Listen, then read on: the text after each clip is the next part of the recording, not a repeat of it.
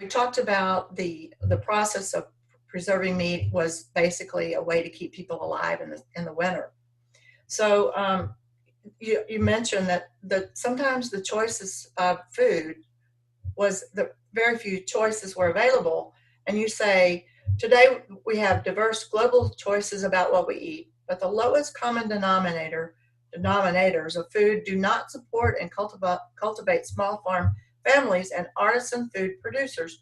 What do you mean by that? This is back to this idea of an industrial food system that Mhm. can provide us with a lot of inexpensive food, often grown in conditions which I have issues with. Uh, what I see and where I think we have made great progress since, let's say, the turn of the 21st century is the emergence of real interest around where's my food from? Who Yes. made it? Is it safe? Tell me more about this. Retailers, whether they're chain supermarkets or a small shop, they've been challenged. Cheese sellers, they got to be able to answer questions, and it's not just to some person like me who might know a couple of things, but it's the person walking in. Hey, I just heard about this food illness. Is that something I should know something about? I don't want to. I don't want to buy that cheese.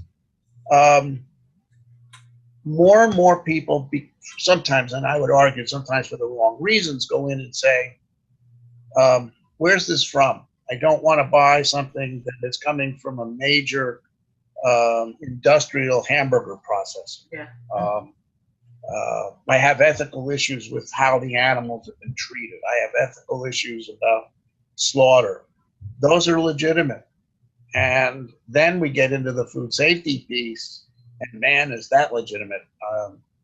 USDA sends out a daily email feed to let you know if there's a problem with somebody's meat processing. Wow. Unbelievable. Every day I see something like this. Oh my goodness. So that teaches somebody, hey, you should ask a question. Yes. What is this about? How come I have to buy this? I prefer to buy something different. And it works. Okay, last question. When you were doing your research for this book and as it became more solid and you had some structure to it and you went for it and you were dedicated to it, and after you wrote it and it was published, when you look back, what was the most surprising part of the whole process to you? Oh, boy, that is, let me think for a second. Well, I think part of it was what I said at the beginning. Um, uh, the different ways that humans figure out how to survive. Mhm. And meat preservation is just one of many. If we just look at the Western Hemisphere, foods that we celebrate today, or you can find on the way out of a supermarket in the little racks, Yeah. and they've got jerky for sale, and the word is a Quichua word from the Andes. Well, where the heck did this come from?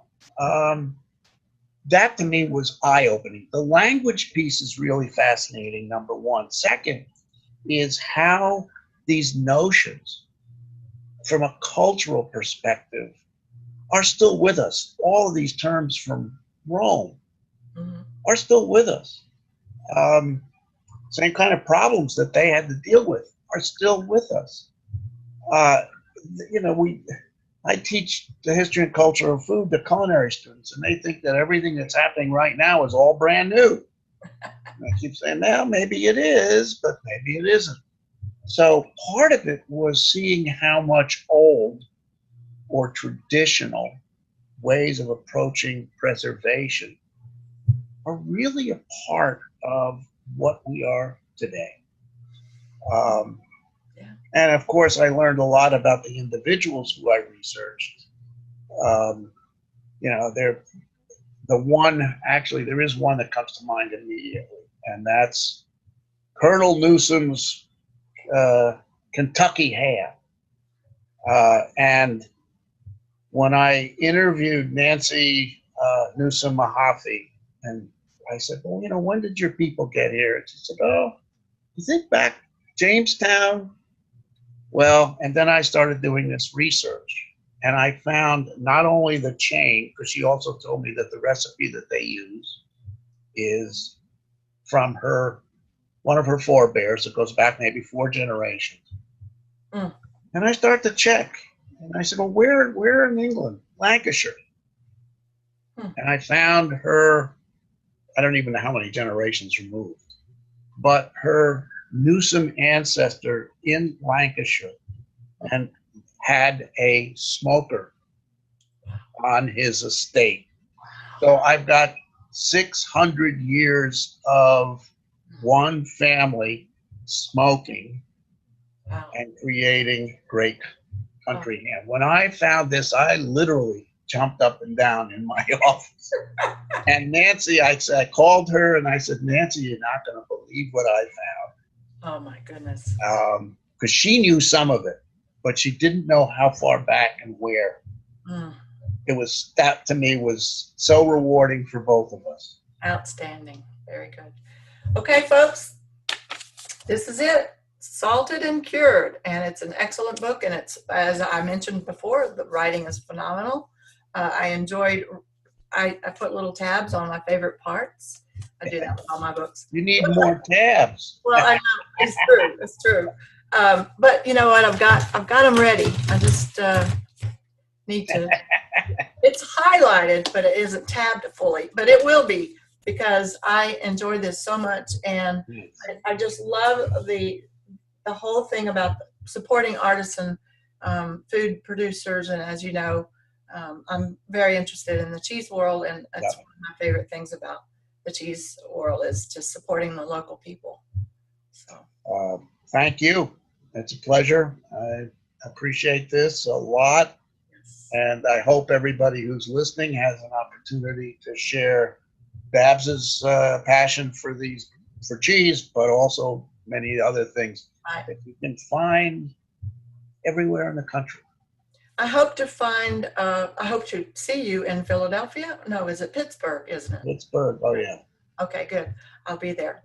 And I look forward to seeing you, and thank you very much, and good luck. You're very welcome. Thanks again. Bye-bye.